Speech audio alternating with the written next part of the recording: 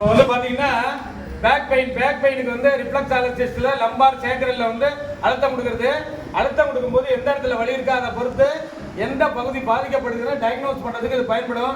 Charge பண்ணும்போது lumbar 4 sacral 2ல தான் வலி இருந்துச்சு, அதை அப்படியே கொடுக்குறோமா, அப்படி கொடுத்து வரும்போது படிப்படியாக வந்து இந்த ஆக்சிஜனும் ரத்த ஓட்டமும் பாதிக்கப்பட்ட பகுதிகளுக்கு செல்லும் போது ஈஸியாக வந்து வலி குறையிறதுக்கு நம்ம ரிஃப்ளெக்ஸாலஜிஸ்ட் அற்புதமாக பயன்படும்.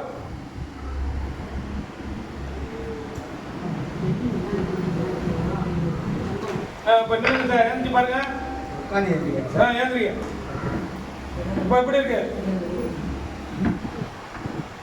எவ்வளோ குறைஞ்சிருக்கு? எல்லாம் குறைஞ்சிருக்கா?